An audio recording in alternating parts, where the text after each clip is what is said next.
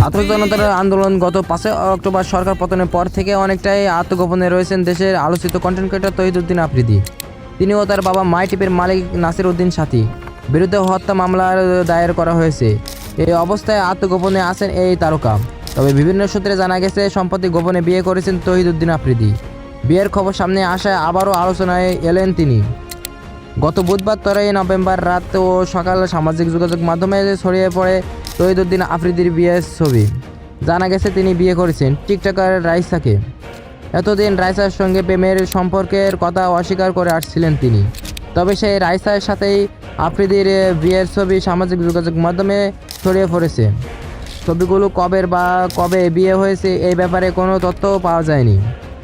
জানা গেছে রাইসা দেশের একটি বেসরকারি বিশ্ববিদ্যালয় থেকে লেখাপড়া শেষ করেছেন। তবে আন্তর্জালে এমন গুঞ্জন ভেসে বেড়াচ্ছে যে দুই পরিবারের সম্মতিতে তাদের বিয়ে হয়েছে। তহিদ আফ্রিদি তার ইউটিউব চ্যানেলটি চালু করে 2015 সালে 3 ফেব্রুয়ারি।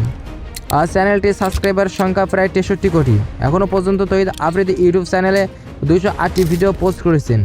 এই জনপ্রিয় কন্টেন্ট ক্রিয়েটরকে আপনার কেমন লাগে? যদি ভালো লাগে থাকে তাহলে অবশ্যই একটা লাইক দেবেন, কমেন্ট বক্সে কমেন্ট করে জানাবেন ভিডিওটি কেমন হয়েছে। যদি ভিডিওটি ভালো লাগে থাকে তাহলে অবশ্যই ভিডিওটি শেয়ার করবেন।